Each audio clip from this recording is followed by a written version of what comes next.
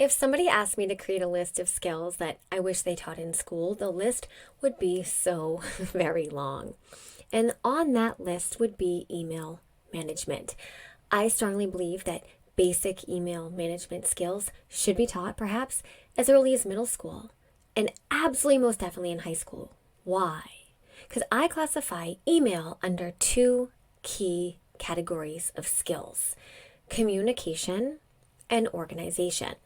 Both of these are skills that not only do students need to succeed in the classroom, but working professionals need to succeed in their careers. In episode 12, I talk about how organization and communication are two of the 6 most valuable skills that I argue are essential for students and working professionals. In today's episode, we're going to talk about email management strategies that can improve the way you organize information, communicate with others, and maintain a sense of control over probably the most important portal of your digital space. If your email inbox scares you, you don't know what to do with the thousands of emails accumulated in there, or you simply feel like you can never keep up or respond quick enough or the right way to the onslaught of emails that seem to flood you every day, then this episode is for you.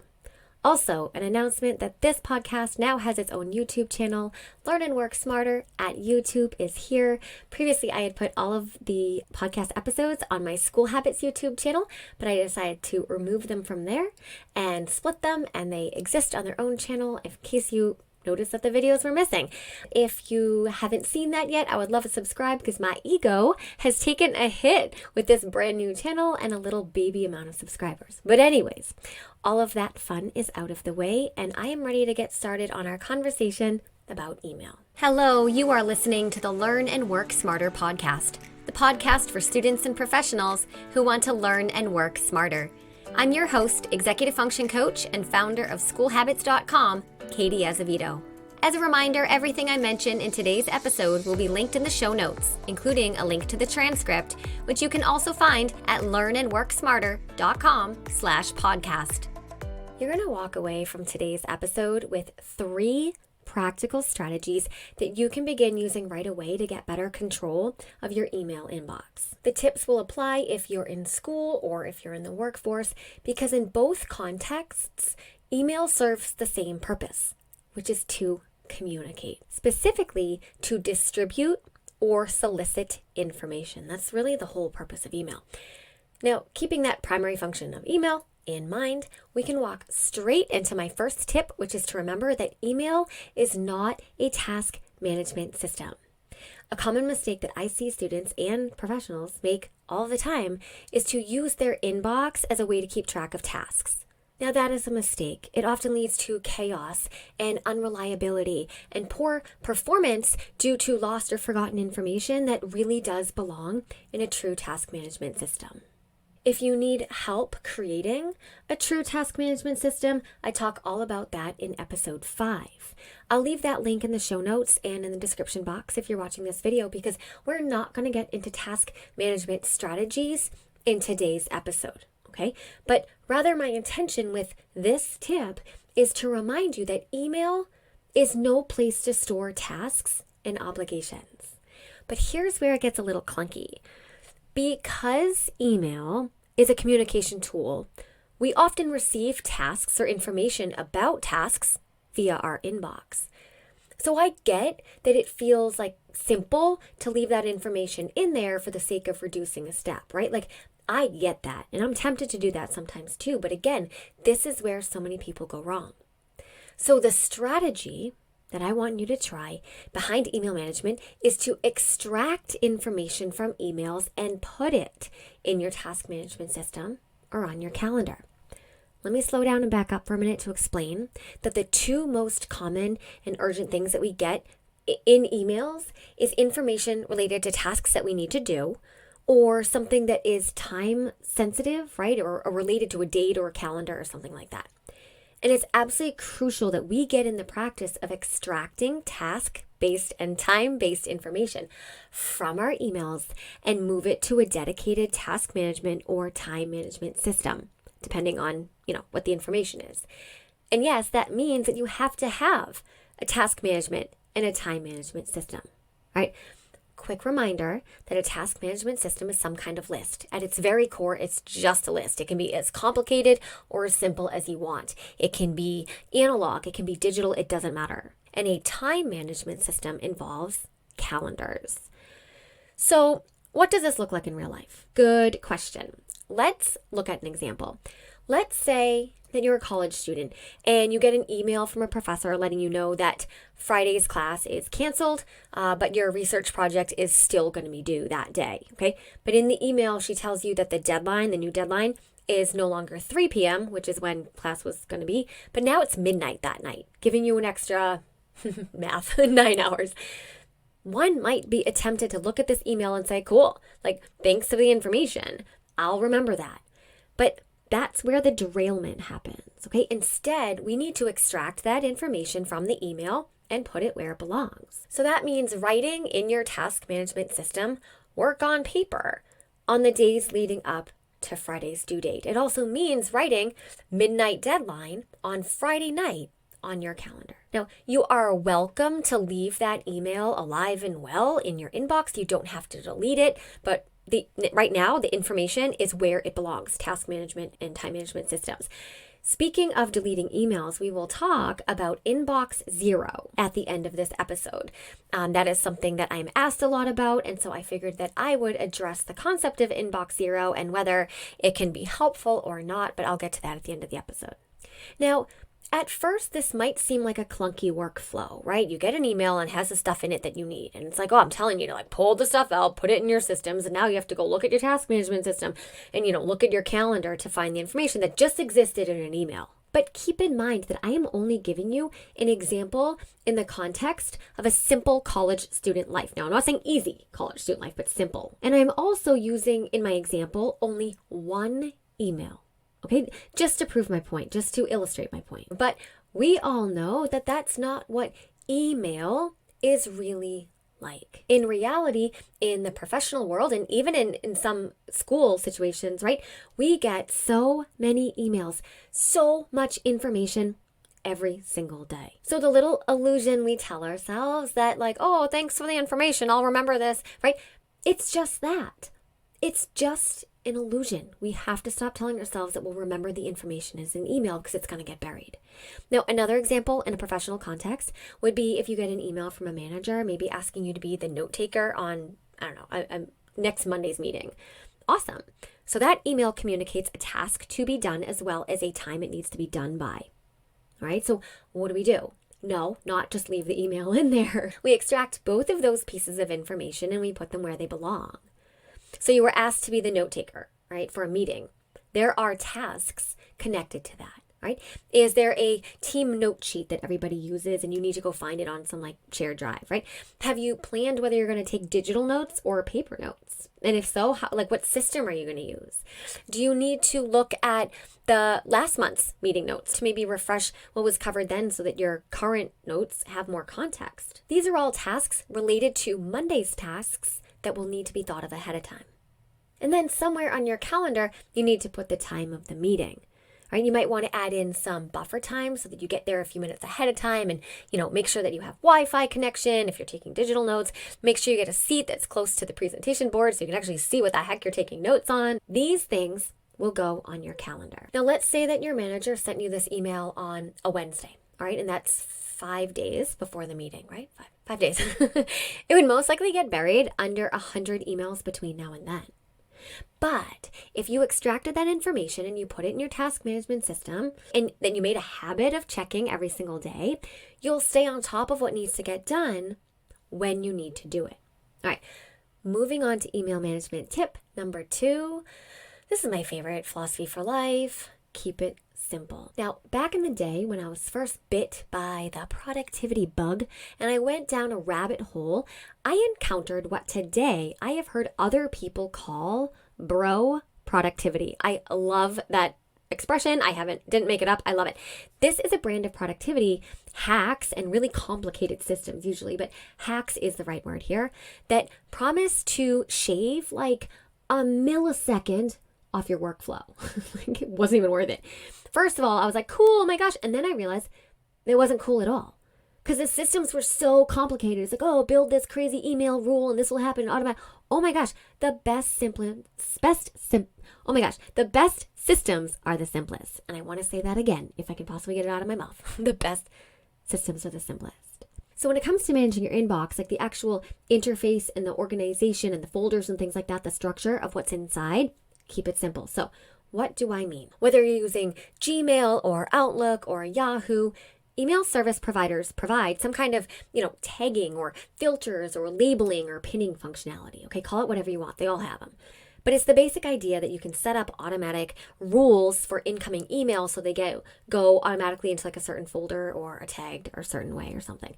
Maybe they go through a filter, they go somewhere special, whatever.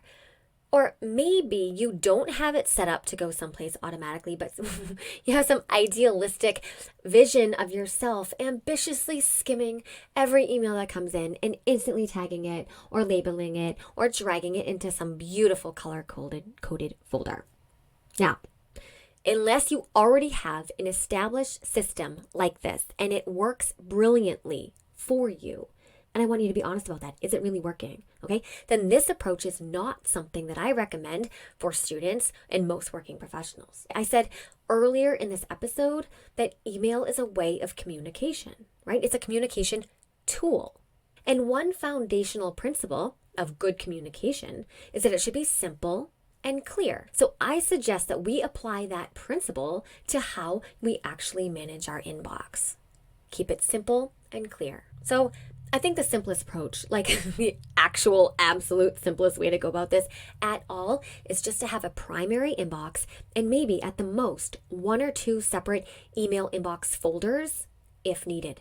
So that means that most emails would stay in your primary inbox and you would intentionally, if needed, drag certain emails of a certain category that, depends on your job and, your specific needs into a separate folder in your inbox.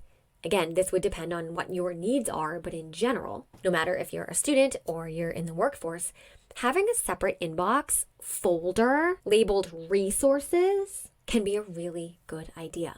And then anything in addition to that, any additional folders would depend on what you need, all right? Let me show you how this resource folder could work. Let's say you get 20 emails a day. Let's say 10 of those emails are junk, so you delete them right away. Let's say 5 of those emails have tasks inside, so that would mean you extract those tasks from the original email and put them into your task management system. And then it's up to you if you want to keep that email in there or delete it. But then let's say that 3 emails are time sensitive, so you extract that information and put it in your calendar. What number am I up to? 18? Okay. Oh my gosh, so much math. And then let's say the remaining 2 emails just have information in them that you might need in the near future, maybe in the far future, but you don't need it like right now. So maybe it's an attachment you might need, some internal memo that you're eventually going to need or look at, something like that. That's what I would consider a resource. And I would bring that email over into a folder called resources. Okay, that is just a suggestion. You do not have to do this. But it's a suggestion that I share with many of my adult working professional clients, and they find it helpful. But my point is, I strongly advise against creating lots and lots of places for emails to go. That becomes too complex. Have your primary inbox and then 1 or 2 other destinations at most. Now, another feature that many email service providers have is the pinning feature. I personally use this in my Outlook account. I have a couple of Gmail accounts and an Outlook account. But something I like about Outlook is that it has, Gmail might have it too. I don't know. I only use it in Outlook. But it has the ability to pin an email to the top of the email feed or whatever it's called. I use this feature intentionally and only for emails that are currently active or that I know I need to address in the next 2 to 5 days. And then when I'm done addressing that email, whatever's in the email, and the communication is ended, I unpin it. All right. Some other ideas for additional inbox folders, in addition to that resources folder, I feel like I'm jumping around, but whatever, might be all emails related to something currently happening, maybe like a big company initiative or something, or if you're planning an event. So then every time you get an email that's related to that company initiative or that event or whatever, you would drag it into the inbox. And then when that company initiative or that event, whatever, is over, then you can get rid of the folder without getting rid of all of the emails that were inside. I mean, you can. It's up to you if you want to keep them. Personally, I have a separate folder for anything related to banking in my business. So anytime that I get a receipt, an invoice, something related to taxes, bills, right? Anything related to money, I drag it into a folder called banking, right? I am just throwing ideas around here. And again, you're going to have to figure out what works for you. But as you experiment and as you figure out what works for you, I want you to stay focused on the principle of simplicity. Less is more, especially when it comes for creating destinations for emails to go. All right, so now on to our third email management tip, and that is to create some kind of email routine or system. Listen, email is a very powerful tool, but the downside is that it has the potential to control us. Email has the potential to become a source of stress, obligation, anxiety, pressure. It can be full of demands, tasks, people asking for time, and it can be a reminder of all of the open loops that we have going on in our life. And that is why I think it's important to have some kind of routine or system that can put some structure and limits around how we manage email. Now, the benefit of doing this is that, number one, it can help prevent email from getting an emotional grip on us and on our time. And then number two, it can prevent email from becoming so overwhelming that you avoid it altogether. I see that all the time. People are like, my inbox is too crazy. It's too much. I don't even touch it now. I'm missing email. Not a good thing, okay? We need to create some kind of routine or system. So I'm going to go over 2 strategies that you might want to think about in terms of creating structure around email. Number 1, don't check it constantly. Now, checking email all day long, whenever you get the impulse to check it, is an absolute productivity and focus killer. Let's say you're working on something cognitively demanding, okay? And you get this impulse to check your email. And you take 9 seconds to go over to your inbox and check it, just like 9 seconds. And your intention is to come right back to the project that you were working on. I mean, it's just 9 seconds. What's the big deal, right? Wrong. Absolutely wrong. The 9 seconds that you just broke your concentration on the thing that you were working on is enough to derail your entire focus for so much longer than the original 9 seconds. It was not just 9 seconds. The time it takes us to re-immerse ourselves in a task, even after just a break of 9 seconds, I'm picking a random number here, is so much longer than we think. Also, our inbox is so full of stimulation and triggers, which means that even if you return to your work within 9 seconds, a part of your cognitive resources is still thinking about what it saw in its inbox. Okay? So instead of checking email all day long with no systematic approach to doing so, I suggest you create some rules around when you'll intentionally go into your inbox and handle whatever's in there in the Wild West. A good rule of thumb that I suggest for most of my students is to check email twice a day on Monday through Friday, and then, whatever you do on the weekends. It's a little trickier, to be honest, with working professionals because you will likely need to check your email more than twice a day, but it still should not be an all-day event. Maybe once when you arrive at the office, maybe once when you return from your lunch break, and then once at the end of the day. Now, you might be thinking, no way. Like, I need to check my email way more than that. All day long. People need me, right? Maybe you do. Maybe you do. Maybe your circumstance is different and maybe it's exceptional. But before you declare that and put your foot down, I want you to ask yourself if that's really true. Will the world actually go up in flames if you delay checking your email inbox for a few hours, right? Will anybody even notice or care? I personally check my email every day, but I schedule that activity into an admin block that I have deliberately put on my schedule. It's all very intentional. I also do the bulk of my email management on Mondays and Fridays, and I only respond to quick, urgent things on Tuesdays, Wednesdays, and Thursdays. I know this doesn't work for everybody, but I have experimented, and that's what I found works for me. So that's what I'm sharing with you, and I want you to experiment with things to figure out what works for you. Now, another tip for building structure around emails is to follow the DER method. I totally made that name up. Yes, I did, but I like acronyms and it is easy to remember. The DER method. Okay, and that would be delete, extract, and reply. If you are in a moment where you are choosing intentionally to go into your inbox and handle whatever's in there, maybe during an admin block, you essentially have 3 options for what to do with every email in there. You can delete it, you can extract it, or you can reply to it, All right. So delete. Obviously, you want to delete any email that's junk or unnecessary or spam or repetitive. And then there's extract, which is E, and that's what we already talked about earlier. Most emails will have either task-based or time-based information in them. So you're going to have to go in and extract tasks and put them on your task management system, or extract time-based information and put them on your calendar. Okay, that's extract. That's E. And there's R. R stands for reply.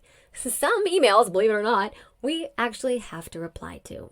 Now, this podcast episode is not about best practices for writing emails. That actually is in an upcoming episode.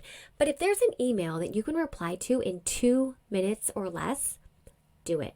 If it's an email that you can't adequately reply to because you need more information, right? It's still good etiquette to reply to the person briefly and say, I got your email. I'll get you an answer shortly. Okay, something like that. It's not really good etiquette to just leave people hanging. Okay, so again, that's D for delete, E for extract, and R for reply. The DER method, or the DER method. I don't know. Trademark coming soon. All right, so quick review. Let me go over the tips again so that they become ingrained. Because remember, repetition is the key to learning. Email management tip number 1 was don't use your inbox as a task management system. You need to have some other separate way to manage your tasks. Tip number 2 was to keep it simple. You don't need a million folders in there. Tip number 3 is to create some kind of email routine or system. Now, I said at the beginning of this episode that I would talk real quickly about the concept of inbox zero. This might be new to you, or maybe it's something that you've heard about. Maybe it's something that you even practice yourself. Now, inbox zero would fall under, my opinion, that kind of bro productivity mentality that I talked about earlier, right? So that's just my opinion. It's the idea that to be the most productive and efficient, you need to have 0 emails in your inbox at all times, or at least by the end of the workday. And I don't buy that. I'm asked this question a lot when I work with my adult clients. They ask me, like, is this something that I suggest they do? Is this something that I recommend? And my answer is almost always the same.